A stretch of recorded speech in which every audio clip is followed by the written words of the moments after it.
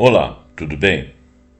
Hoje estamos de volta aqui com o programa Pontuando e a gente vai falar um pouco da cultura de massas, aquilo que é disseminado nas plataformas, nas redes, nas TVs, nas próprias rádios, aquilo que é a cultura que o indivíduo toma no formato de uma mercadoria e que evita, em muitos casos, do indivíduo se aprofundar. Só que a gente vai fazer uma cultura de massa segundo o pensamento de Horkheimer, de Marcuse e de Bill-Churran. Eu vou começar com uma análise do pensamento de Max Horkheimer, e ele tem uma série de filósofos e sociólogos que dialogam com ele, entre eles o Marcuse. Depois eu quero falar sobre o homem unidimensional de Marcuse, que foi uma proposta da década de 1960 de pensamento, e eles eram da escola de Frankfurt. E essa escola de pensamento, ela já estava falando do aparecimento dessa cultura de massa. Talvez com o advento, a TV havia retornado na década de 1950, ela foi criada antes, parou durante a Segunda Guerra, voltou depois da Segunda Guerra e voltou num formato bastante cultura de massa, principalmente dos países centrais, e isso foi se distribuindo para outros países. Chegou aqui no Brasil com força, foi fundada em 1950, mas chegou com força aqui, com mais aparelhos ligados.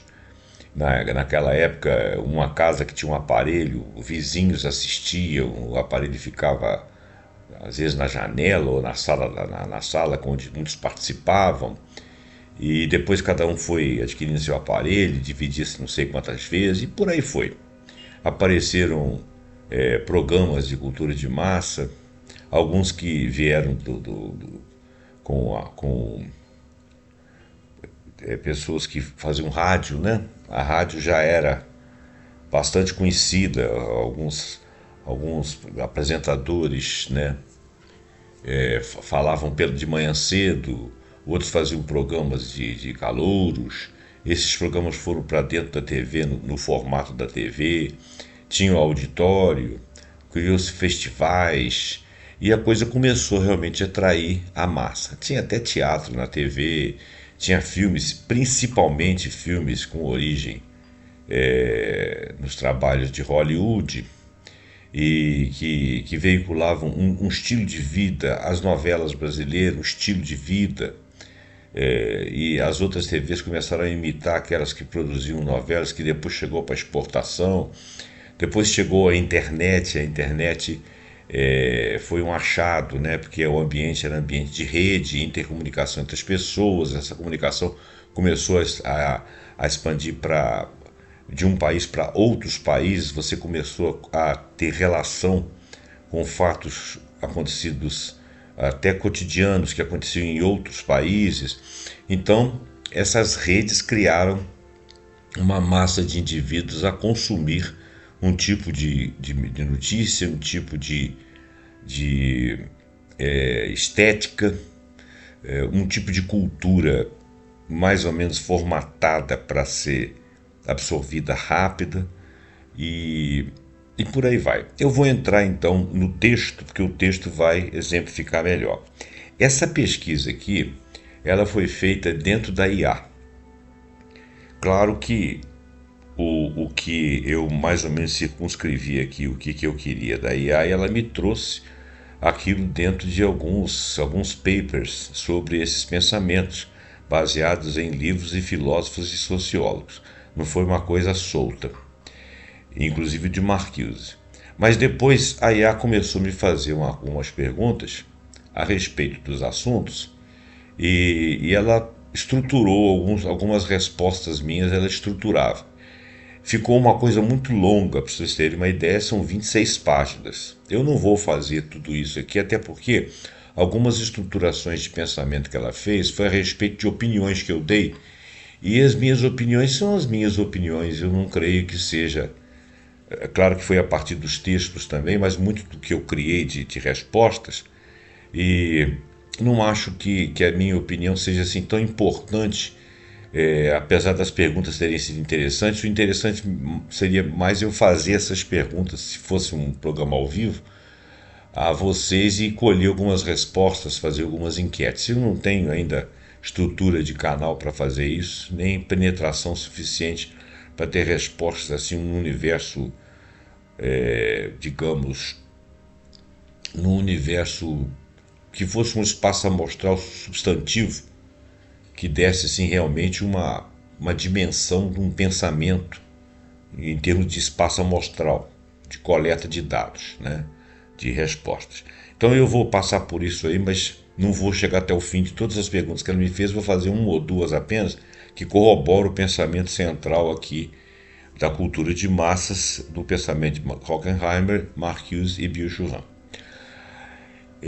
Agora, antes de mais nada, eu vou pedir para você deixar seu like, deixar o seu comentário, né? Passar o vídeo para frente para que a gente possa ter mais pessoas acessando e tomando contato com isso. Não é a primeira vez que eu falo desse tipo de assunto, o enfoque talvez seja um pouco diferente, mas nós estamos falando na forma como a cultura está sendo mastigada e vendida aí como um produto de qualidade duvidosa até, assim como todo o resto na vida, né? Quase tudo que você consome, quase tudo que é produzido assim com finalidade de lucro, com uma qualidade relativa, muito chamativa e muito descartável. E com isso a velocidade da vida é muito grande. Nós estamos agredindo o ambiente, nós estamos agredindo a nossa própria capacidade de reter uma informação que construa uma cultura. Fatos que eu já falei aqui algumas vezes e que até seria repetitivo para quem me acompanha. Para quem está aqui pela primeira vez, pelo menos para os que me acompanham, eu mudei de enfoque, mas para os que estão aqui pela primeira vez, de qualquer forma, conhecem um pouco do pensamento que eu quero passar aqui, que eu acho que é uma coisa bastante atual, mas que vem de uma construção mais antiga. Vamos continuar. Vamos ler o pensamento. Bom, o texto que foi feito pela IA tem um título um pouco diferente do meu, que é a Crítica da Cultura de Massas em Horkheimer e a Reificação do Pensamento de Byung-Chul Han. Isso foi a partir de um texto que eu pedi sobre o pensamento de Horkheimer, considerando a contribuição e análise de Byung-Chul Han, porque o Byung-Chul Han tem um livro especificamente falando de Horkheimer. E eu enfatizo o efeito da cultura de massas que aliena e reifica os indivíduos, transformando cultura em mercadoria. Aí eu pedi para citar fontes, pesquisar outros sociólogos e filósofos, dar os contrapontos, se caso houvesse. A ideia aqui não é fazer o contraponto, porque o contraponto ele é um pouco implícito. Por que ele é implícito? Porque você pode dizer que acha que isso não acontece, que a cultura está sendo disseminada pelas TVs, pelas plataformas, etc. Só que isso aí já é o pensamento em voga. É que você hoje tem acesso a tudo, que as comunidades estão em rede. O que não significa um bom aproveitamento, que não significa que isso aí não é uma divulgação ou uma explicação dentro do mainstream.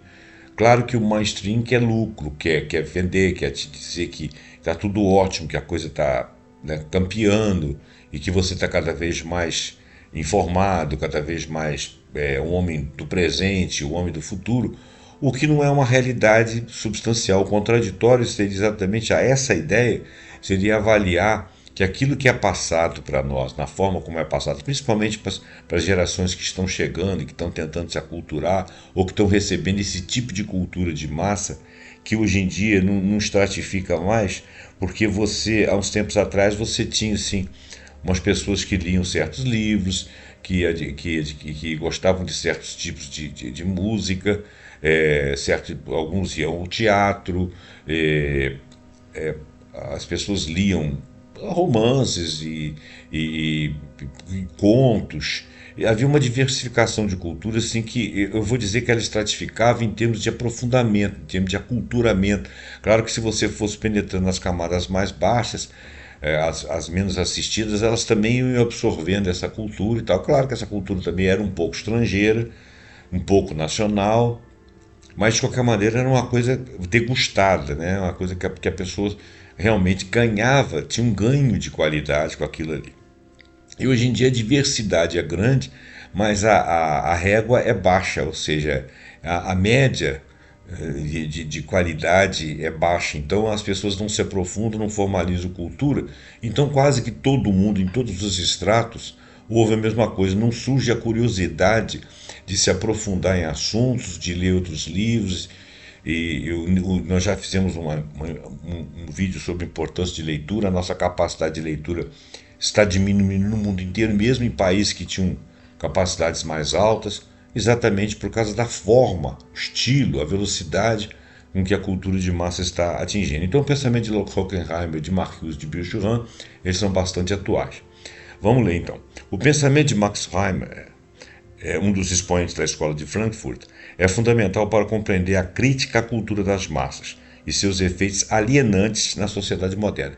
O que está acontecendo é que nós estamos partindo para uma alienação, e essa alienação não é da maioria das massas, ou dos menos assistidos, ou dos que vivem com a cultura mediana, não. Essa medianização ela atingiu vários estratos da sociedade. Então você pode até ter uma roupinha boa, você bem nascido, ter um carrinho do ano, viajar para lá e tal, mas você também consome cultura dessa forma. Então está muito desestratificado, né? Das classes médias altas das classes altas e médias para baixo, em termos culturais, nós estamos bastante medianizados. Não vou chamar de mediocrizados, apesar da alienação, porque parece pedante. Talvez até mediocrizado, sim. Então, como isso acontece, a gente vê assim, alguns profissionais, algumas pessoas que trabalham com coisas assim de uma certa importância para a humanidade, com um pensamento fora daquele métier deles ali, muito baixo, muito raso, com opiniões assim muito pouco profundas, o que nos assusta um pouco com relação à capacidade que eles têm de absorver os próprios conhecimentos onde eles são especialistas, o que dá uma insegurança total na gente, assim, em todas as profissões, até as profissões mais simples, as profissões de trabalho mais direto, que exigem uma capacidade técnica não tão sofisticada, não tão estudada, não tão dentro de compêndios muito caros. Até mesmo esses indivíduos que têm trabalhos mais ou menos complexos, sejam em máquinas, sejam com a saúde humana, sejam engenheiros, sejam juristas, advogados, você vê que fora do métier deles, eles têm dificuldades. Então, quando você pensa que quase tudo na vida que passa pela mão de profissionais que vão salvar vidas, que vão coordenar trabalhos, que vão dimensionar espaços, que vão produzir outro tipo de cultura, se essas pessoas estão medianizadas, nós não vamos sair do mesmo, nós vamos sempre recorrer ao passado e o presente condicionado por aquilo que é filtrado pelas plataformas e pelos mainstream. Então, o Max Heimer fala dos efeitos alienantes da sociedade moderna, eu diria uma boa parte dessa sociedade, quase que a sua totalidade. Em sua obra seminal Dialética do Esclarecimento, que foi escrita com coautoria com Theodor Adorno, então a gente está falando um pouco de Adorno também, Horkheimer argumenta que o esclarecimento que prometia libertar a humanidade da superstição e da opressão acabou por se tornar um novo instrumento de dominação. A cultura de massas nesse contexto é vista como um produto da razão instrumental, onde a arte e o entretenimento são transformados em mercadorias. Eu acho que esse é o centro do fato.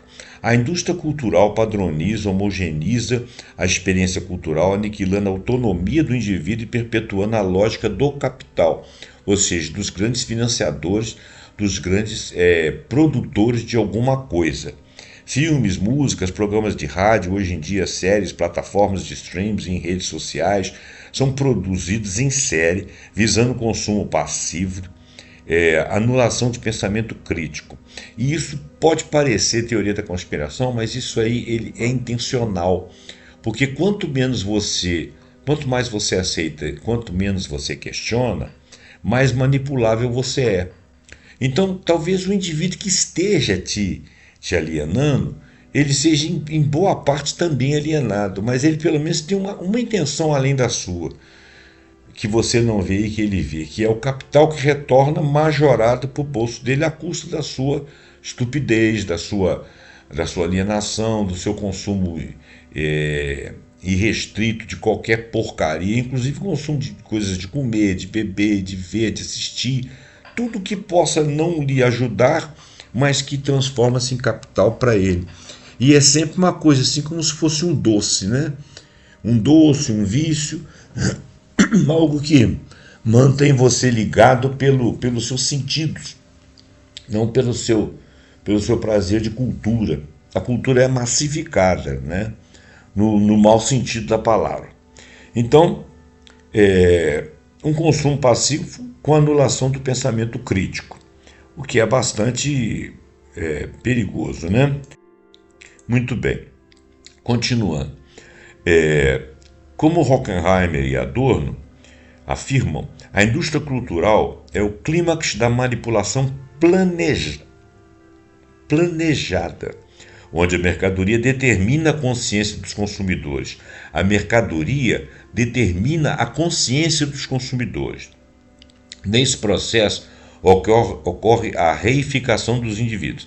A reificação vem do latim res, que é coisa, significa a transformação das relações sociais em relações entre as coisas, ou seja, a coisificação do ser humano. A cultura de massas, ao invés de promover a emancipação, aprisiona os indivíduos em um ciclo de consumo e conformidade, onde suas individualidades são apagadas em favor de uma identidade massificada. O indivíduo não é mais um sujeito ativo na construção da sua realidade, mas um objeto passivo moldado pela indústria cultural, que de cultural tem pouco, né? Mas é uma cultura, mas é cultura de massas medianizada, né? Para muitos estratos da sociedade. A análise de Byung-Chul Han contemporiza e aprofunda essa crítica, ou seja, ela traz para a contemporaneidade a crítica de Horkheimer, que foi feita lá atrás, né, da cultura de massa, adaptando-a aos desafios da sociedade neoliberal atual e digital. Que a sociedade nunca foi tão liberal quanto é hoje, ela é neoliberal, que é um conceito específico, que é uma coisa além do liberalismo. Embora Han não se foque diretamente na cultura de massas, nos termos frankfurtianos, ou seja, da escola de Frankfurt, sua obra ressoa profundamente com as preocupações de Horkheimer sobre alienação e reificação, coisificação do sujeito, coisificação dos produtos, né, sem suas essências. Para Han, a sociedade contemporânea é caracterizada pela sociedade do desempenho e pela psicopolítica, onde a exploração não é mais imposta de fora, mas internalizada pelo próprio indivíduo. Nesse livro Psicopolítica do Byung-Chul Han, ele faz lá uma relação com a biopolítica de um outro autor aí que não está me vindo à mente agora, daqui a um pouquinho eu lembro. Bom, na sociedade do desempenho, o indivíduo, sob a ilusão de liberdade, torna-se seu próprio explorador, buscando otimizar constantemente seu desempenho. A cultura se torna um instrumento para essa otimização, onde tudo é transformado em dados e métricas, e a experiência humana é quantificada. A reificação aqui se manifesta na redução do sujeito a um projeto ou a um empreendedor de si próprio, onde a autenticidade e a subjetividade são sacrificadas em nome da produtividade e da visibilidade. Então, o indivíduo ele não é autêntico, ele está sempre, a subjetividade dele é apagada, ele não tem autenticidade, ele está em processo de coisificação e imitação do resto, ele se parece com tudo, né? E ele não tem um ganho de subjetividade, quer dizer, ele não amplia um espaço interno de pensamento. A cultura da positividade, nesse caso, que é descrita por Han, onde a negatividade e a resistência são suprimidas, né? Essa negatividade é uma coisa assim, difícil de explicar. A negatividade, a positividade é a aceitação de tudo. A negatividade é você não eleger critérios para dizer isso para mim me serve, isso não me serve. Então nada é negado. Quando você se nega, é como se você estivesse atrasando o seu processo de empreender. Quer dizer, você não tem critério para dizer aquilo que se adequa à sua maneira de ser ou não. Então você se torna um igual, mas um igual pasteurizado, um igual sem autenticidade, um igual como igual mesmo, de qualquer nível que alguém te imponha. E você não objeta nada, então não existe negatividade. A positividade é essa coisa de ser empreendedor de si próprio, sem pensar na sua autenticidade, sem criar uma subjetividade, sem dizer daquilo que é de você mesmo para construir a sua história. E a negatividade diz de você se opor a coisas que você realmente não quer, que não faz parte da sua subjetividade, que não faz parte da sua maneira de ser, ainda que não seja ruim, mas que você possa dizer não. Né? Então, olha bem, a positividade é imposta, a negatividade e a resistência são suprimidas. Complementa a crítica de Horkheimer, o Byung-Chul Han, a homogeneização da indústria cultural. A indústria cultural, ela homogeneiza tudo, e com isso vai passando mais rápido. O pessoal tem positividade, não tem negatividade.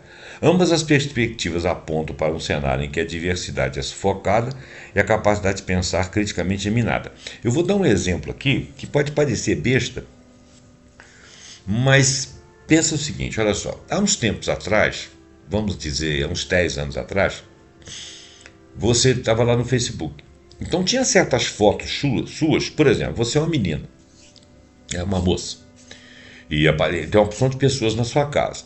Aí você tem umas fotos lá suas, que são fotos de criança, fotos de vocês na praia, fotos de vocês à vontade num lugar, parará, parará. De repente esse álbum você não quer que as pessoas vejam, porque ele devassa você, né? Principalmente se você chegar numa rede social, que você tem muitos amigos, e postar algumas fotos das suas intimidades, que não chega a ser uma coisa assim abjeta, nem uma coisa assim, sei lá, sexualizada, alguma coisa assim e tal, mas que aos olhos de alguns que estão ali que você não queira que veja, pode parecer assim. Muito bem, isso era um pensamento, vamos dizer, até uns 10, 12 anos atrás. Hoje em dia as pessoas tiram foto de biquíni na praia. Normal, você não está na praia de biquíni, as pessoas vão te ver? Tá. Mas quando essa foto vai para o reconto da sua casa e vai ser olhada particularmente por algumas pessoas, tem pessoas que você não gostaria que visse. Né? Hoje em dia não é mais assim. Né? As pessoas tiram fotos assim esquisitas, né? Algumas até sensualizadas, homens e mulheres, né? E fazem vídeos mostrando, falando de coisas muito íntimas, devassam suas vidas, mostram seus quartos, se mostram com camisolas, com pijamas. Então, esse tipo de devassa que foi normalizado foi caminhando, né? E hoje em dia as pessoas sentem muita espontaneidade de ter uma câmera filmando você e você falando de qualquer maneira, você agindo de qualquer maneira, você penteado de qualquer jeito, você semi-despido. Nada disso causa assim muito estranheza. Ah, mas isso aí é um conceito moral da sua parte. Sim, mas eu estou dizendo o seguinte, olha como que foi normatizado sem passar pelo crivo de alguma coisa que a gente se sentisse devassado, enquanto antigamente a pessoa sentia que era uma devassa. Por quê? A moral mudou. Tá, não discordo que a moral mudou. Eu estou falando é a forma como mudou. Aquilo ali foi tornado normalizado, foi tornado normal, não porque você concluiu por aquilo por evolução, mas porque foi passado para você que aquilo ali deveria ser colocado para fora, que todos estavam colocando. Então passou a ser uma coisa normalizada. Né? Tem gente que tem Instagram lá o tempo todo para ficar tirando foto de si próprio. Né? Em várias poses, com vários biquínis. Uns caras mostrando o corpo, outros mostrando tatuagem. Né? Teve uma moça que tirou uma foto de perna aberta com... Tudo bem, perna aberta, mas com uma tatuagem no meio, do lado de dentro da coxa. Até bonita a tatuagem, eu não gosto de tatuagem, mas até a desenho era bonito. Mas assim, uma cena assim que há uns tempos atrás era impensável. Não que isso seja errado, moralmente. Meu conceito aqui não é moral. É como que a moral foi normatizada para aquilo que era considerado estranho. Essa que é uma ideia que eu queria dar. Ambas as perspectivas, então, apontam para um cenário em que a diversidade é sufocada e a capacidade de pensar criticamente é minada, ou seja, você pasteurizou a diversidade, é tudo igual. A transparência e a exposição nas redes sociais, por exemplo, pode ser vista como novas formas de reificação, quer dizer, tornado coisas a serem consumidas, onde a intimidade e a privacidade, olha bem, a questão não é a moral da intimidade ou da privacidade. A questão é a intimidade e a privacidade são colocadas ali para serem mercantilizadas, ou seja, são desvalorizadas. Então a questão não é moral. A questão é a desvalorização daquilo que é seu, da sua intimidade. Poderiam ser elevados a um padrão melhor, mas não, são para ser consumidos. E os indivíduos se tornam produtos a serem consumidos e que é pior, avaliados. E essa avaliação às vezes chega ao nível do bullying, né? Que quem é mal avaliado se sente mal. Outras perspectivas sociológicas e filosóficas. A discussão sobre a cultura de massa e os efeitos alienantes não se restringe a Horkheimer e Bill Churran. Outros pensadores contribuíram significativamente para essa análise. Um deles vai ser o Mark Hughes, mas vamos falar de todos. O Walter Benjamin, colega de Horkheimer na escola de Frankfurt, o Benjamin na obra A Obra de Arte na Época de Sua Reprodutibilidade Técnica, analisou como a reprodutibilidade da arte, cinema e fotografia destruiu sua aura, ao mesmo tempo que abriu novas possibilidades para a arte se tornar acessível às massas e potencialmente politizadora. Sim. No entanto, ele também estava ciente dos perigos da estetização da política e da manipulação. Então, olha bem, é o que se pode falar da internet. Você abriu o espaço, não resta dúvida. A tecnologia foi um bem, mas a forma de ser utilizada por alguém que tem poder coisificando você é que é o erro da situação. É onde você não cresce, onde você recebe algo que poderia te enriquecer, mas que não te enriquece. Então destruiu a aura, ao mesmo tempo que abriu novas possibilidades para a arte se tornar acessível às massas.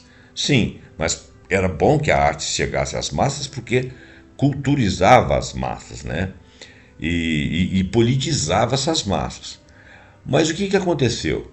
Utilizaram desse acesso a uma normatização pelo medianeiro.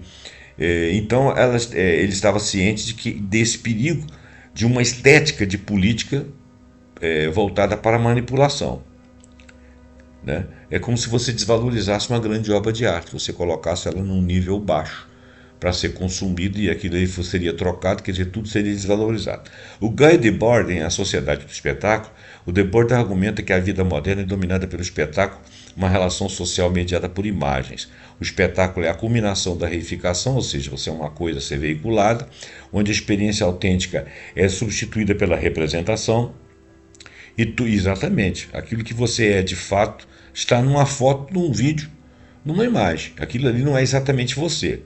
Ou sequer você sabe quem é você mesmo, né? Então o espetáculo é a culminação da reificação, onde a experiência autêntica é substituída pela representação e tudo se torna mercadoria e imagem. Essa ideia dialoga diretamente com a cultura de massa, onde a experiência é filtrada e vendida como um produto. Quer dizer, é o mesmo assunto. Herbert Marcuse, um outro exemplo da escola de Frankfurt também, Marcuse em O Homem Unidimensional, que é um texto muito interessante, eu li há muitos anos atrás, reli há pouco tempo, analisa como a sociedade industrial avançada integra as classes trabalhadoras e as mentes dos indivíduos, ele integra, eliminando a possibilidade de uma crítica radical. E isso aí em priscas eras lá de 50 para 60, ele estava vendo isso aí, mas naquela época existia a contracultura, né? Apareceu a contracultura que discutia alguns parâmetros e tentava aprofundar certas visões artísticas, tentava elevar a estética das coisas, trazer o conhecimento para a maioria das pessoas, mas isso se manteve no perímetro da burguesia, não chegou às massas propriamente, né? Mas, de qualquer maneira, o homem estava sendo unidimensionalizado porque estavam todos começando a ser guiados por uma única régua. Então ele analisa como a sociedade industrial avançada integra as classes trabalhadoras e as mentes dos indivíduos, eliminando a possibilidade de uma crítica radical, mas que naquela época ainda existia. A tecnologia e a abundância material criam uma forma de repressão confortável, onde o desejo de liberdade é cooptado pelo sistema. E isso aí foi crescendo dentro dessa cooptação do sistema e as pessoas foram perdendo a capacidade de se revoltar, de se rebelar, ou de inserir dados diferentes da cultura de massa. Isso em vários estratos da sociedade, até aqueles que teriam mais acesso à cultura por serem mais bem nascidos, por terem mais capital individual, né? Não estou falando de empresas, mas que teriam mais capital, que teriam capacidade de fazer um consumo melhor das coisas. Mas nem assim foi possível, é a medianização. E o Pierre Bourdieu, que é o último aqui que nós vamos analisar. Embora não diretamente focado na cultura de massa, no sentido frankfurtiano, mas a teoria de capital cultural e do hábitus de Bourdieu é fundamental para entender como as formas de cultura são valorizadas e como o consumo cultural reforça as hierarquias sociais. A cultura como mercadoria de Horkheimer pode ser vista como uma manifestação da lógica do campo cultural, onde a arte e o consumo cultural são ferramentas para a reprodução das distinções sociais.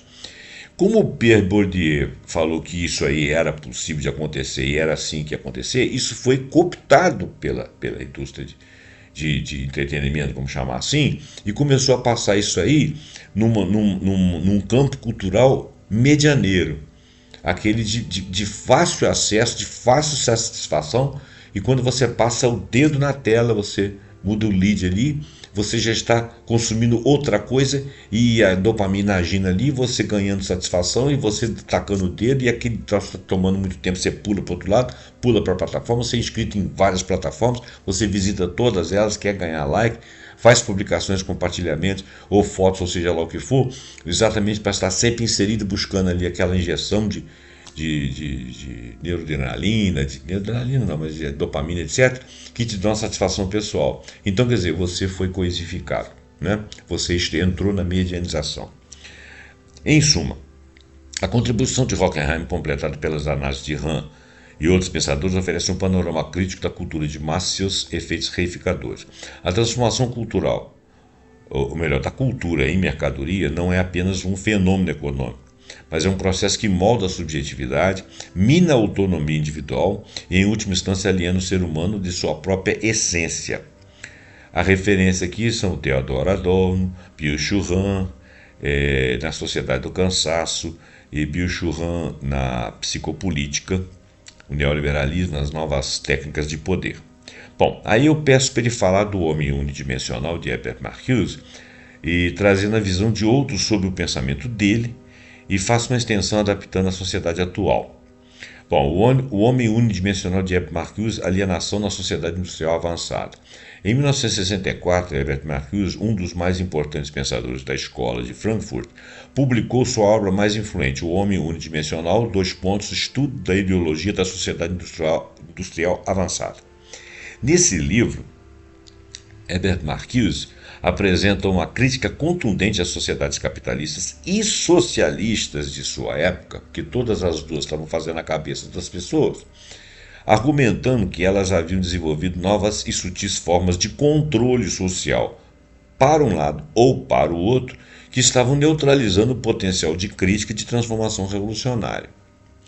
Quer dizer, quando você tinha uma sociedade socialista, em que as ideias de igualdade ali, de que as pessoas eram fraternas, eram muito similares, mas você pretendia que ninguém despontasse com algum tipo de crítica que pudesse desfazer aquele conjunto de coisas ali que em tese seria benéfico para todo mundo, você estava nivelando por baixo e mantendo a autoridade. Então, como lá muitos anos atrás o Marx havia falado de ditadura do proletariado, que seriam aquelas reuniões do povo para poder chegar a uma lei de baixo para cima, em que atendesse a muitas pessoas, e aquilo ali seria uma lei ditada, né, por isso a palavra ditadura, mas com base numa democracia de muitas pessoas participantes. Então essa seria a ditadura do proletariado, a ditadura do povo, né, em que o povo estaria no comando, dando a última palavra e passando a pá de cal. Beleza. Agora, quando você elege líderes e estratifica poderes dentro dos partidos ou de um partido, e meia dúzia de pessoas começam a decidir sobre aquela igualdade, sobre aquilo que seria bom para todos, em vez de ditadura do povo, passa a ser ditadura sobre o povo. E a ideia, o mainstream de cada um desses sistemas, tanto do sistema capitalista quanto do sistema socialista, que queriam passar algo para o povo, dizendo que aquilo era o melhor para ele. O capitalismo dizia que o melhor para ele era ele ter liberdade, ele poder consumir o que ele bem entendia, mas ele consumiu o que ele bem entendia e consumia aquilo que era bom para ele, que entendia, que ele que era bom para aquele cara. Então, partia de uma estrutura de mainstream também. Então, você existia um mainstream capitalista num formato de pretensa liberdade e tinha o mainstream socialista num esquema de pretensa igualdade. Ambos se julgavam democráticos, ambos se julgavam dizendo, fazendo a melhor coisa para as pessoas. No sistema capitalista, você tinha um conjunto de ideias que queria conduzir o indivíduo para o lucro máximo.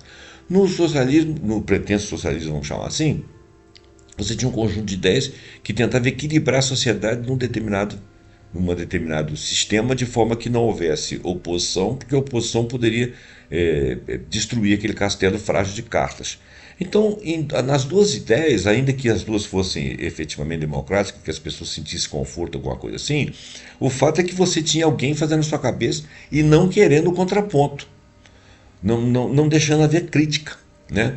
Então, a crítica do Marcuse é que as duas sociedades estavam ali fazendo a cabeça das pessoas. Então, nesse livro, Marcuse apresenta uma crítica contundente às sociedades capitalistas e socialistas de sua época, né? Argumentando que elas haviam desenvolvido novas e sutis formas de controle social que neutralizavam o potencial de crítica à transformação revolucionária. Então, aqueles caras que estavam dentro do capitalismo ali, e das sociedades capitalistas e das sociedades socialistas, eles jamais iriam mudar o status quo daquela forma de viver. Então, nós não íamos evoluir para pensamentos diferentes. E em cada um desses sistemas havia uma moral social. Por incrível que pareça, a moral era similar. Né? E a moral de costumes era similar. Eu estou para dizer que alguns países socialistas tinham uma moral ainda mais arraigada do que no próprio capitalismo, onde algumas ideias diferentes apareciam, mas que também eram usadas para satisfazer as vontades das pessoas, como é hoje. Para mais satisfazer as vontades assim, mais próximas do instinto, né? Roupas curtas, liberdade sexual, parará. Era um avanço, não resta dúvida, mas a forma como era passada, a forma como era vivida, é que às vezes não era bem interpretado, não vivida de acordo com a subjetividade das pessoas. Quer dizer, são camadas e camadas de coisas que a gente pode avaliar, são produções de conteúdo muito difíceis. O difícil no sentido de que as pessoas hoje não estão preparadas para fazer conjecturas ou para ouvi-las, né? Para fazer comparações históricas, para entender o sentido da história, das relações sociais. E quando isso tudo é massificado, fica cada vez mais difícil, porque vira um bloco monolítico de tratados e pensamentos estanques que você não consegue violar, até por causa da velocidade das coisas. Para Marcuse, a sociedade industrial avançada, tanto no Ocidente capitalista quanto no bloco socialista, havia conseguido integrar os indivíduos ao sistema por meio da satisfação de necessidades falsas. Quer dizer, eu estou te dando uma coisa, você está satisfeito, que você tem isso aí. Mas a aspiração do ser humano é crescimento, é se tornar uma pessoa, inclusive uma pessoa diferente, não necessariamente igual aos outros. Uma pessoa que possa ser articulada numa discussão. Essas necessidades são criadas e perpetuadas pela indústria cultural, de um lado e de outro, pela publicidade e pela gestão industrial, gerando uma conformidade generalizada. Ao invés de promover a liberdade, a abundância material e o progresso tecnológico, resultaram em uma nova forma de dominação, de um lado e de outro. A chave para entender o homem unidimensional é a ideia de que a sociedade moderna sufoca a negatividade, ou seja, você nunca diz, não, isso não serve para mim, assim eu não quero. Gostaria de tentar fazer de outra forma. Isso serve para você, mas não serve para mim. Ou um conjunto de pessoas dizer assim, isso não serve para ninguém, vamos pensar em transformar isso, porque seria uma atitude política, né? Ou seja, a capacidade de negar o que existe, de criticar, de imaginar alternativas, é o que eu falei. A racionalidade tecnológica, que deveria ser um meio para a emancipação, tornou-se um fim em si mesma. A racionalidade tecnológica, que deveria ser um meio para a emancipação, tornou-se um fim em si mesma, permeando todas as esferas da vida, eliminando a distinção entre verdadeiro e falso, o bem e o mal. E é isso que nós estamos começando a viver hoje quase que integralmente. Isso começou lá atrás, veio crescendo, veio uniformizando. Hoje você não tem o germe da crítica, não tem o germe da negatividade, você não tem o germe da capacidade crítica, né, pensamento crítico, você não tem um germe de criar-se alternativa, de imaginar outras soluções, porque está tudo pasteurizado, né? E porque a tecnologia é um fim em si mesmo, você está ali por ela e não por você, não é você que está usando ela, é ela que está usando você, né? E você não distingue mais para você ou para a sociedade o que é falso, o que é verdadeiro, o que é bom, o que é mal. E aí vieram com a ideia de pós-verdade, né? O indivíduo é absorvido por um universo de pensamento e comportamento que se torna unidimensional, quer dizer, só tem uma dimensão, só tem uma ideia. Você não pode sair daquele plano ali, ou daquela dimensão, né?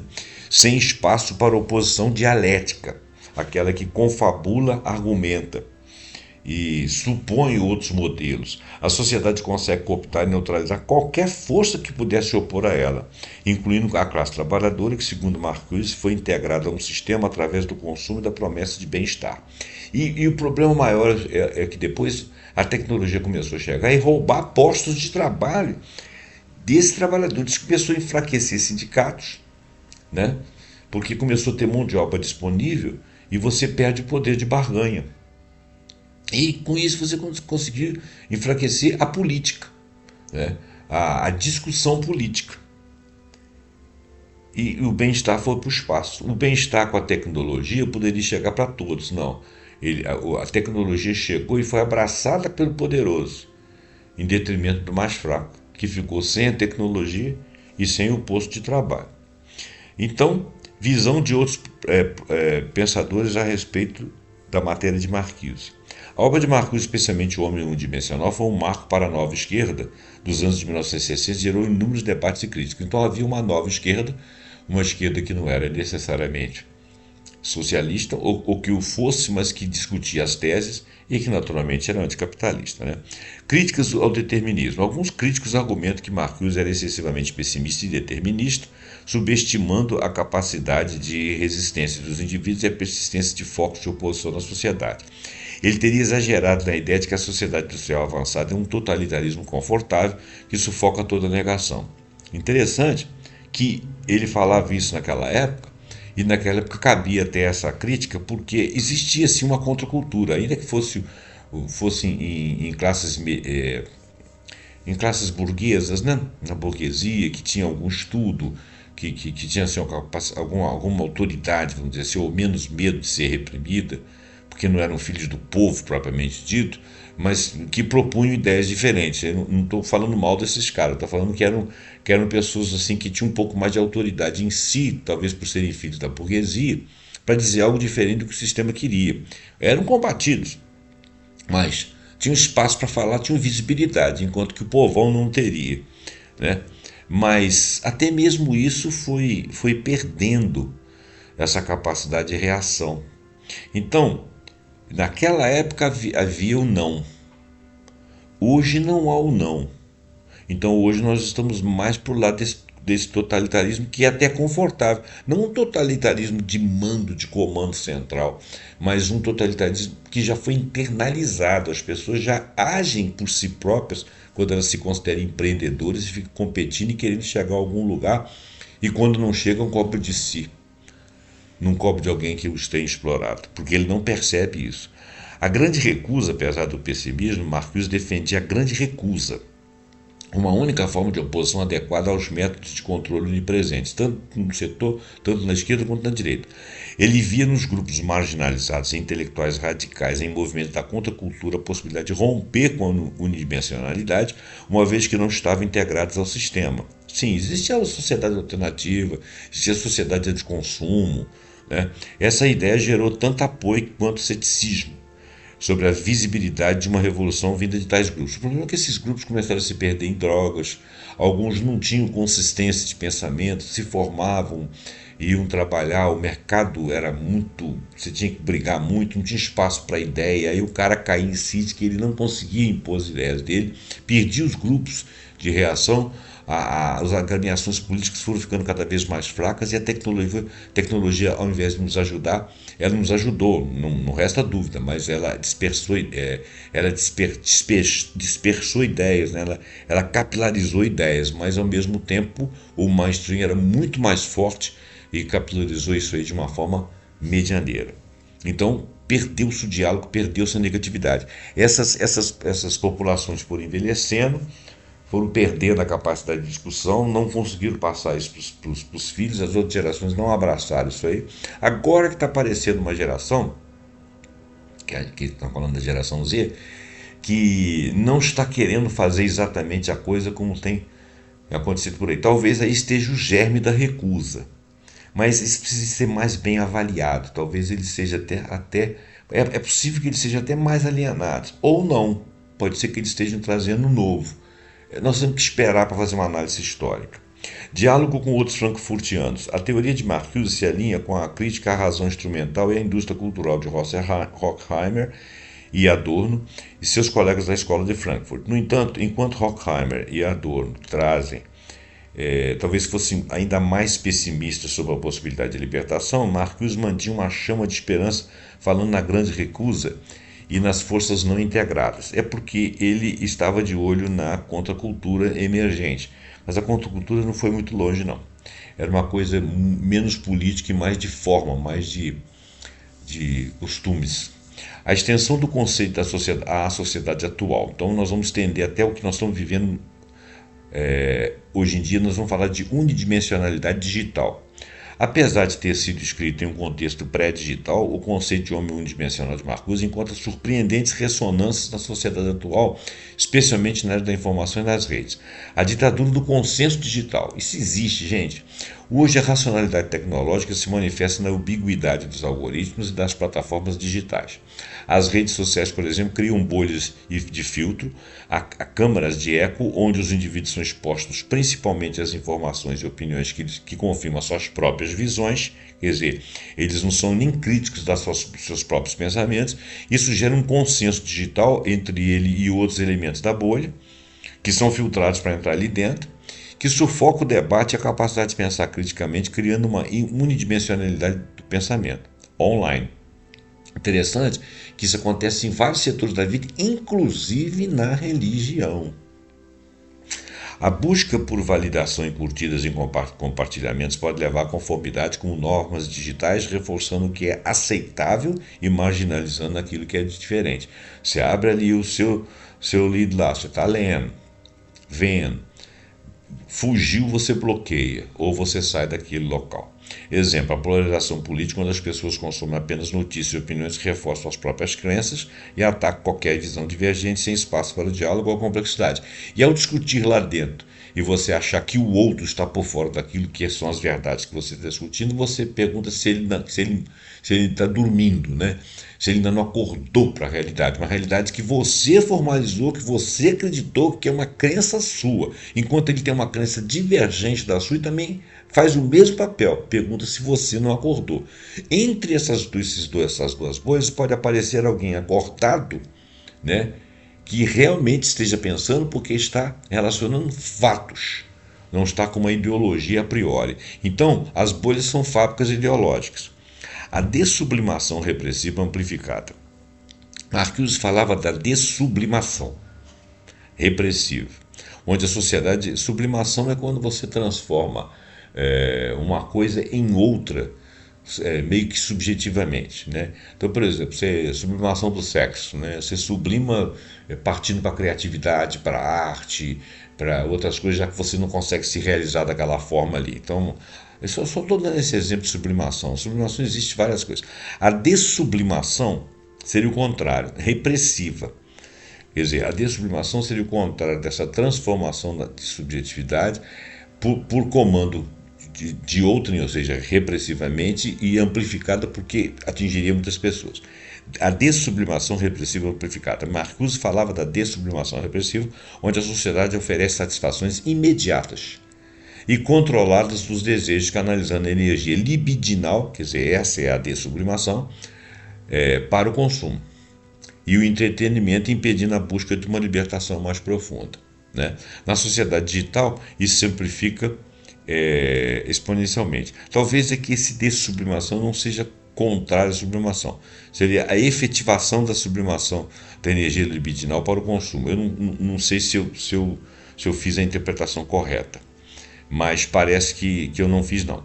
Então, deixa eu ler de novo. Marcuse falava da dessublimação repressiva, onde a sociedade oferece satisfações imediatas e controladas dos desejos, mas canalizando essa energia para consumo. Quer dizer, ele fazia forçadamente uma sublimação das suas energias libidinais para o consumo e para o entretenimento, impedindo uma busca por uma libertação mais profunda, o que seria a sua sublimação particular pessoal. Talvez eu esteja certo da palavra de sublimação, mas não vamos nos ocupar disso.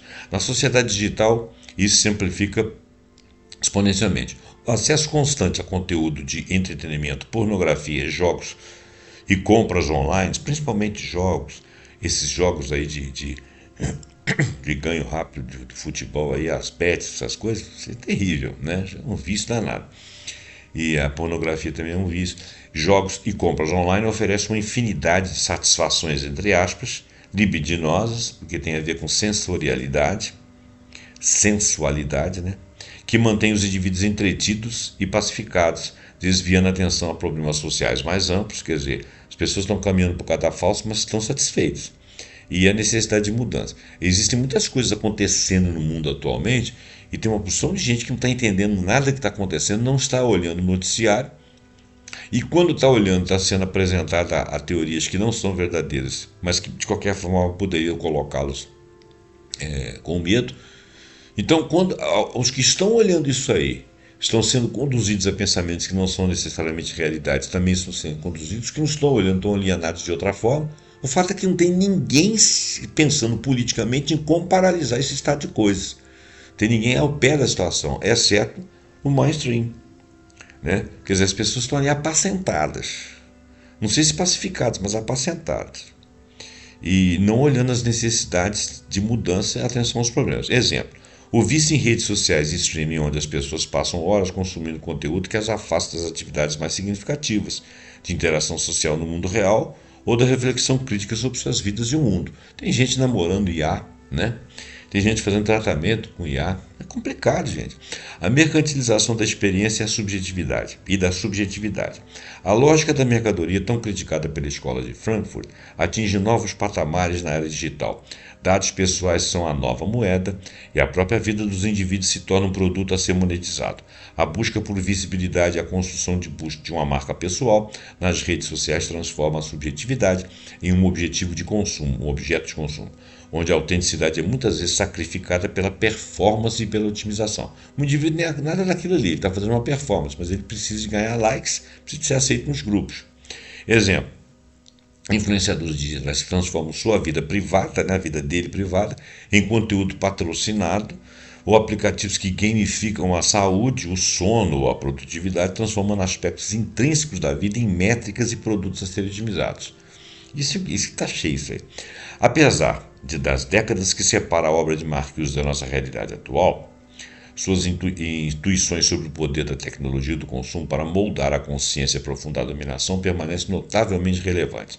A sociedade de desempenho de Byung-Chul Han, que vê o indivíduo como seu próprio explorador, é uma extensão direta da análise de Marcuse sobre a internalização das formas de controle.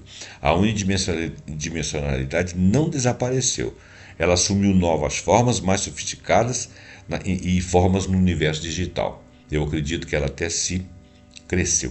Né? Referências são Marcuse, o Douglas Kellner e o próprio Byung-Chul Han.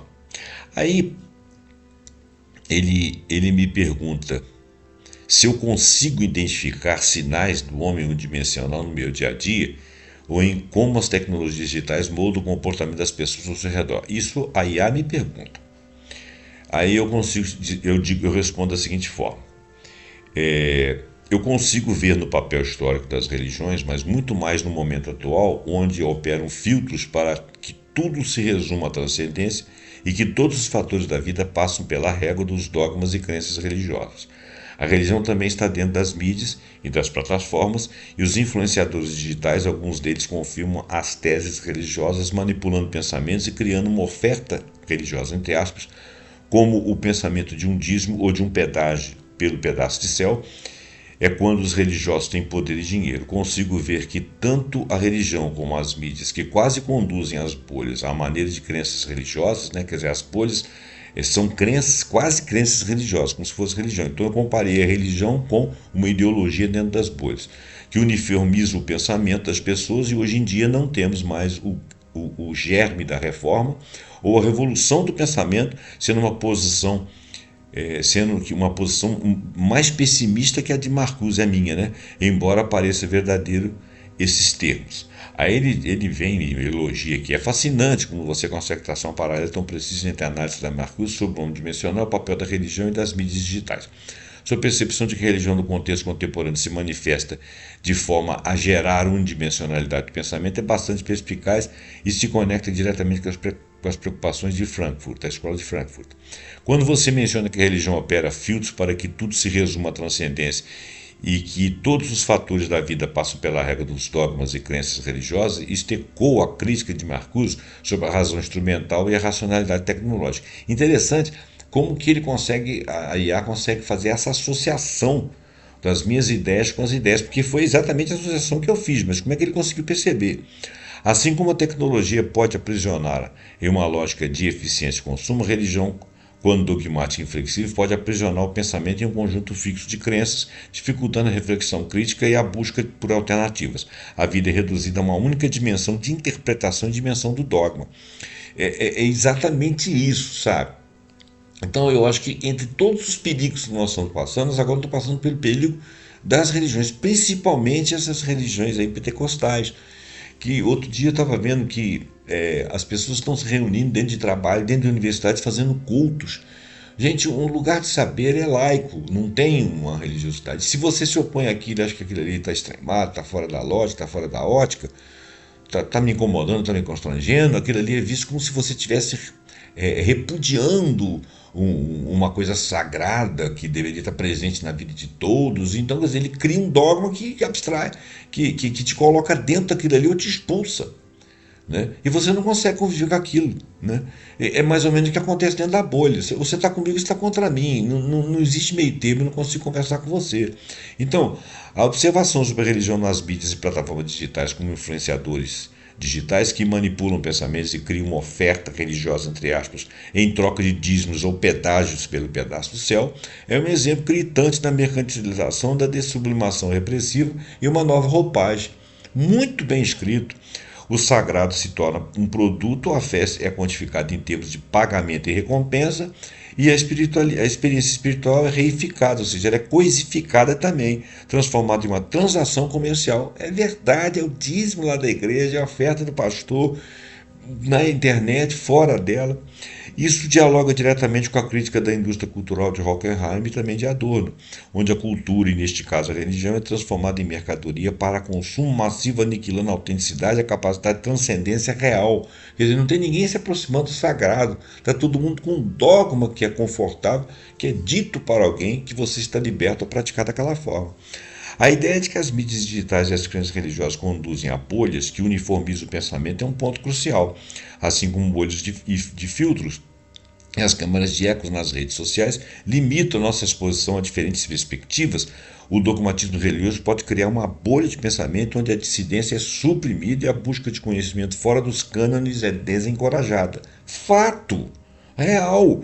Isso leva a uma homogeneização do pensamento, onde a capacidade de questionar, duvidar e inovar é drasticamente reduzida. E quando você questiona, você está questionando diretamente ao Deus.